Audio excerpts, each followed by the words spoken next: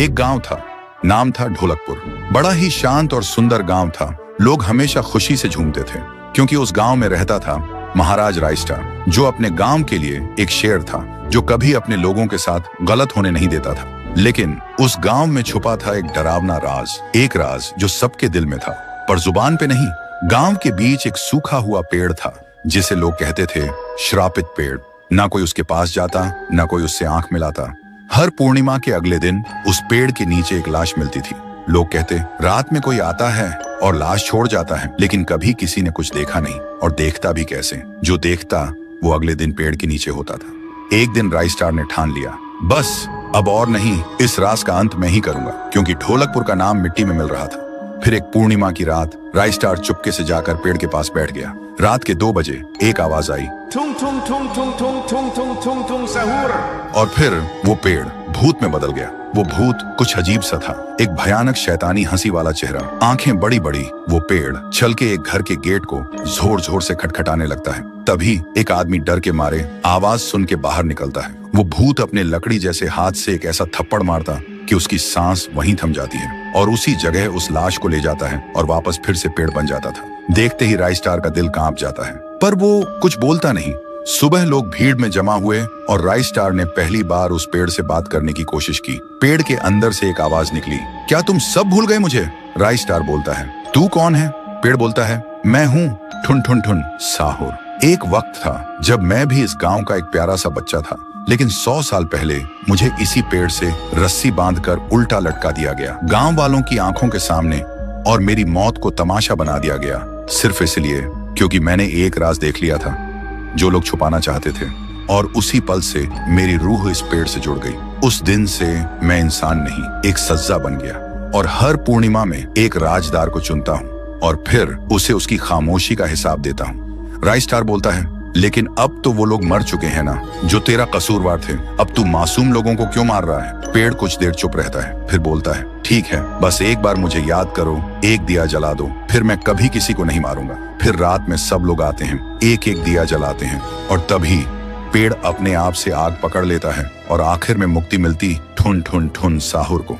उस दिन के बाद गांव में कभी कोई लाश नहीं मिली। हर पूर्णिमा में लोग एक दिया जलाकर उसकी यादों को जिंदा रखते हैं, क्योंकि अगर भूल गए तो सपने में एक आवाज सुनाई देती थी, थुंग थुंग थुंग थुंग थुंग थुंग थुंग थुंग थुंग सहूर। 1 साल बीत चुका था। ढोलकपुर वापस शांत था। गांव के लोग फिर से खुशी से जीने लगे थे। हर पूर्णिमा को लोग एक दिया जलाकर ठुन ठुन ठुन साहुर को याद करते थे। पर एक रात कुछ ऐसा हुआ जो फिर से सब कुछ बदल के रख दिया। लाशें फिर से मिलने लगी। हर 2 दिन बाद किसी न किसी के घर के सामने एक कटी हुई लाश पड़ी होती। गांव फिर से कांप उठा। एक दिन सब लोग महाराज के पास पहुंचते हैं और रो रो कर गांव की घटनाओं के बारे में बताते हैं। रात को महाराज 2 सेनापतियों से कहते हैं, जाओ और खोजो इस कांड के पीछे कौन है। लेकिन सुबह सिर्फ उनकी लाशें लौट कर आईं। एक का सिर था ही नहीं, दूसरे के पैर कट चुके थे। महाराज समझ गए कुछ तो लौट आया है, कुछ जो सिर्फ मौत का खेल खेल रहा है। और फिर कहते हैं, अब इस जंग का सामना मुझे ही करना होगा। उसी रात महाराज चुपके से गांव में आते हैं और एक पेड़ के पीछे खुद को छुपा लेते हैं। और ठीक रात के 2:30 बजे अचानक कहीं से धुआं छा जाता है और उस धुएं के अंदर से एक आवाज आती है,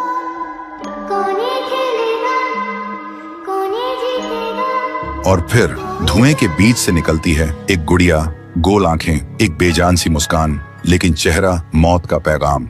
वो गुड़िया एक घर के गेट तक जाती है और बच्चों जैसा एक गाना गाने लगती है। उसके गाने की आवाज सुनकर एक आदमी बाहर आता है और अगले ही पल वो गुड़िया उसका सिर चबा जाती है। वो आदमी तड़प तड़प के वहीं जमीन पर गिर जाता है। महाराज सब कुछ देखते हैं, उनकी आंखें भर जाती हैं। उन्हें समझ आ जाता है इसके सामने जाना मतलब खुद का अंत लिखना है। अगली सुबह गांव के लोग इकट्ठा होते हैं। महाराज कहते हैं, ये पिछले भूत से भी ज्यादा डरावनी है।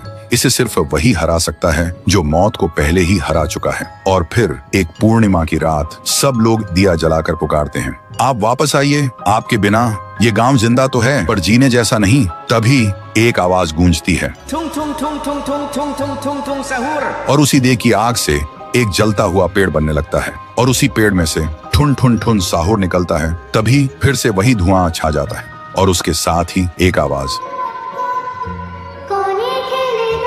सब लोग घुटनों के बल गिर जाते हैं और कांपती आवाज में बोलते हैं, हमें बचाइए, वो आ गई है। ठुन ठुन ठुन साहुर एक जोरदार जंप करता है और सीधा उस धुएं में घुस जाता है और शुरू होती है एक आखिरी जंग ठुन ठुन ठुन साहुर और गुड़िया की। जमीन कांपने लगती है, आसमान से बिजली गिरती है और जब धुआं हटता है तो दिखाई देता है गुड़िया बिखर चुकी थी। हाथ अलग, सिर अलग, पैर अलग। और तब से गांव में फिर से एक नई सुबह हुई। महाराज मुस्कुराए, गांव वाले जीने लगे और उस दिन के बाद ठुन ठुन ठुन साहुर सिर्फ एक भूत नहीं रहा, गांव का रक्षक बन गया। लेकिन उसी रात कुछ ऐसा हुआ जो किसी को भी पता नहीं चला। गुड़िया का सिर, हाथ, पैर अपने आप जुड़ने लगे थे और फिर वो वहां से चली गई। तो लगभग 150 साल पहले की बात है। ढोलकपुर गांव के एक कोने में एक परिवार रहता था। उस परिवार में था पीहू, उसका बड़े भाई साहुर और उनके मम्मी पापा। एक सुबह पीहू और साहुर घर के बाहर खेल रहे थे और अंदर उनकी मम्मी किचन में खाना बना रही थी। वो थोड़ी जल्दी में थी और तभी अचानक उनके कपड़ों में आग लग जाती है। वो चीख चीख के चिल्लाने लगती हैं। पीहू और साहुर मम्मी की चीख सुनकर भागकर अंदर आते हैं और जैसे ही मम्मी को जलते हुए देखते हैं वो चिल्लाते हैं, पापा जल्दी आओ, पापा। पापा भागकर आते हैं लेकिन मम्मी को बचाने के लिए जैसे ही हाथ बढ़ाते हैं उनके कपड़ों में भी आग पकड़ लेती है और कुछ ही सेकंड्स में दोनों जलकर राख हो गए। पीहू और साहुर सिर्फ देखते रह गए, जैसे पूरी दुनिया ही खत्म हो गई हो। अब पीहू घर में अकेली रहने लगी और साहुर हर दिन खेतों में काम करता, सिर्फ इसलिए ताकि उसकी बहन भूख से ना रहे। एक पूर्णिमा की रात थी। साहुर खेतों से काम करके घर लौट रहा था। तभी उसकी नजर जाती है एक घर की खिड़की पर। वो देखता है एक आदमी किसी का खून कर रहा था। ये देखते ही साहुर के पैर कांपने लगे और जैसे ही वो पीछे मुड़ता है एक और आदमी हाथ में खंजर लेकर खड़ा था। वो आदमी बिना कुछ कहे साहुर पर वार कर देता है। फिर गांव के लोगों को इकट्ठा करते हैं और वही आदमी चिल्लाता है, ये लड़का मेरे घर में घुसकर चोरी कर रहा था और जब मैंने रोका तो मुझे ही मारने की कोशिश की। अब आप लोग ही बताओ इसके साथ क्या किया जाए। गांव वाले गुस्से से भड़क उठते हैं और चिल्ला के कहते हैं, इसे उस पेड़ पे जिंदा उल्टा लटका दो। साहुर गिड़गिड़ाता है, मैं बेकसूर हूँ, मैंने कुछ नहीं किया। लेकिन गांव के किसी ने भी उसकी एक ना सुनी। उधर उसकी बहन रात भर उसका इंतजार करती रही और सुबह जब वो उसे ढूंढने निकली तो देखती है उसका भाई गांव के बीच वाले सूखे पेड़ से उल्टा लटका हुआ है। ये देखते ही पीहू टूट जाती है, जोर जोर से चीखने लगती है और उसकी चीख पूरे गांव में गूंज जाती है। फिर गांव वाले पीहू को भी चोर का बहन कहकर गांव से निकाल देते हैं और तब से साहुर की आत्मा उस पेड़ के अंदर समा गई थी और पीहू गांव के बाहर एक झोपड़ी में रहने लगी थी। रोज एक पेड़ के नीचे बैठकर भीख मांगती थी लेकिन कोई भी उसे कुछ भी खाने को नहीं देता था। वो बस भूखी पेट पेड़ के नीचे लेटी रहती थी। साहुर भी अपनी बहन का दर्द महसूस कर पाता था लेकिन वो कुछ नहीं कर सकता था। फिर एक दिन पीहू रास्ते में खाना मांग रही थी और तभी एक नशे में चली गाड़ी ने उसे कुचल दिया था। तब से पीहू एक भूखी आत्मा बन गई जो हर गांव में भटकती थी, सिर्फ एक ही बात कहकर, मुझे भूख लगी है। ये सब याद करते ही तुंग तुंग तुंग साहुर की आंखों से आंसू टपकने लगते हैं और तभी उसे एक आवाज सुनाई देती है और बिना कुछ सोचे तुंग तुंग तुंग साहुर उस सूखे पेड़ के अंदर से निकलता है और अंधेरे में सीधा उस आवाज की तरफ चल पड़ता है। तो दोस्तों, अगर आप चाहते हो कि अगले पार्ट में पीहू, गुड़िया और तुंग तुंग तुंग साहुर की पावर दिखाई जाए तो इस वीडियो को 2 लाख लाइक्स तक पहुंचाओ, तभी आएगा असली तांडव। एक लड़की थी, नाम था पीहू। ना माँ थी न बाप। एक झोपड़ी में अकेली रहती थी। हर रोज सड़क किनारे बैठ जाती थी। फटे कपड़े, गंदे बाल और आंखों में भूख की जलती हुई आग। लोग आते जाते, कोई दान देता, कोई थूक के चला जाता। लेकिन पीहू कुछ अजीब थी। जिसने उसे खाना दिया उसके हाथों में फूल खिलते थे और जिसने उसे नजरअंदाज किया या हंस के निकला, कुछ न कुछ उसका कट के ही रहता था। एक दिन शहर का सबसे बड़ा ठेकेदार तिवारी सेठ को जोर से सूसू लगी थी। वहीं जगह आके गाड़ी रोकता है। गाड़ी से उतरते हुए देखकर पीहू हाथ जोड़ के बोली, भूख लगी है अंकल, कुछ दे दो। तिवारी ने हंस के कहा, जा भाग यहाँ से भूतनी के, और बिना शर्म के उस मासूम लड़की के ऊपर ही सूसू कर दिया। पीहू चुप रही, कुछ बोली नहीं, बस अपनी आंखों से सेठ को देखा। अगले दिन ब्रेकिंग न्यूज थी। तिवारी सेठ की गाड़ी का ब्रेक फेल हुआ था और पेड़ से टकराई और सिर धड़ से अलग। लोग बोले, कुदरत का न्याय है। लेकिन कुछ समझदार लोग धीरे से बोले, न्याय नहीं, ये उस भूखी बच्ची का श्राप है। और एक रात एक कॉलेज लड़का आया। पीहू ने हाथ फैलाया, भैया कुछ खिला दो, बहुत भूख लगी है। लड़का हंसा, तेरा पेट नहीं भरेगा कभी, चल हट। लड़का बोल के चला जाता है। उसी रात 2 बजे वो लड़का सो रहा था। उसे एक आवाज सुनाई दी, अब तुझे भूख लगेगी पर खाने को कुछ नहीं मिलेगा।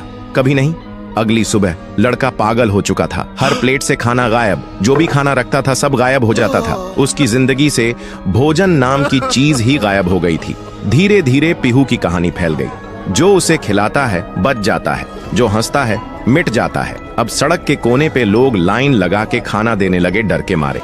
लेकिन ट्विस्ट ये है, पीहू कोई इंसान नहीं है, वो एक भूखी आत्मा है जो सालों पहले इसी जगह पर खाना मांग रही थी और एक नशे में चली गाड़ी ने उसे कुचल दिया था।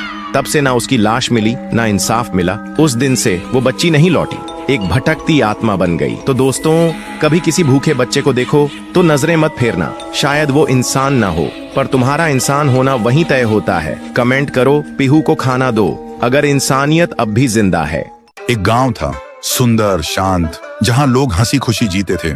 बच्चे गाना गाते हुए स्कूल जाते और रात में लोग छत पे तारे गिन के सो जाते। लेकिन उन्हें क्या पता था, उस सुकून पे अब अंधेरा छाने वाला था, क्योंकि उस गांव में लौट आई थी पीहू। गांव के बाहर एक स्कूल था और उसी स्कूल के सामने पीहू रोज बैठ जाती थी खाना मांगने के लिए। लोग आते जाते देखकर सोचते थे कोई बेघर बच्ची होगी। एक रात स्कूल का एक गार्ड रात में चौकीदारी करते हुए वहां से गुजर रहा था।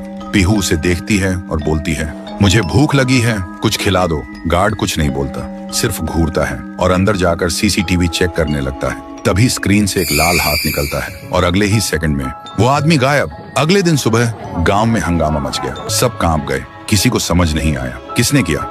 उसी दिन 9वीं क्लास का एक लड़का खाना खाते हुए पीहू के पास जाता है और बोलता है, खाना चाहिए भिखारी, जा अपने बाप से मांग, और हंस के चला जाता है। पीहू कुछ नहीं बोलती, बस चुप रहती है।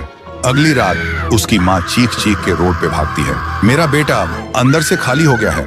डॉक्टर बोलते हैं, इसके अंदर ना दिमाग है, ना किडनी, ना लिवर, सिर्फ अंधेरा है। अगले दिन गांव के लोग इकट्ठा हो जाते हैं। सब बोलते, जब से पेड़ पे लाश लटकी थी तब से कुछ ना कुछ गलत हो रहा है। किसी ने सजेस्ट किया शांति के लिए पूजा करनी होगी।